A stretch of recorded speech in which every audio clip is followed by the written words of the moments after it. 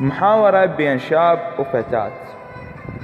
الشاب يقول للفتاة: يا من مساء الخير يا بنت الأطياب، عندي سؤال وياك محتاج الجواب.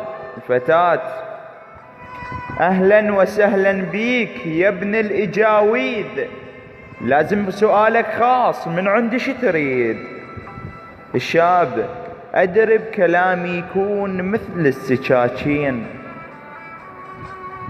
لكن سؤال وياك بالعرف والدين. الفتاة: عيب وقف أنا وياك تتباوع الناس، حرمة وكلام القوم يخدش بالإحساس.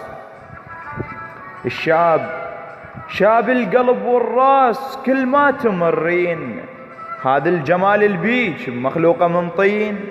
الفتاة: كونك تعرف الدين غض عن البصر، بالعرف ما مقبول تتعرض المار. الشاب: مو قصد قلل بيك والمسكيانك، عم انت فوق الراس هذا مكانك.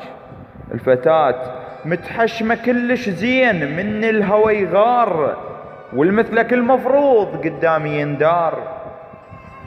الشاب: مو بيدي حتى ندار، عاجبني شكلك المثلك فلا ينعاب، دليني بهلك. الفتاة: المن تريد تروح شو تسوي بهلي، ابتعد يا ابن الناس عن جبح شكلي. الشاب: اردعتني خطاب كونك تقبلين، واقضي العمر وياك بالشرع والدين. الفتاة: كونك صدق خطاب وعد اهلي بيبان، واخذ النصيحة بهاي لا تأمن النسوان.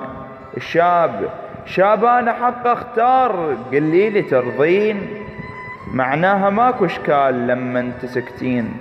الفتاة: اهلا وسهلا بيك واللي يعتني وياك، بيت الاهل مفتوح ريت الله يرعاك.